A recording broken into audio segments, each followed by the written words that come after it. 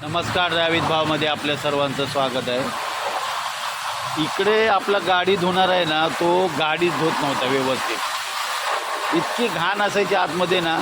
आज बघा आपली गाडी धुवायला घेऊन आलो नायडू कॉलनीमध्ये घाटकोपर पूर्वेला।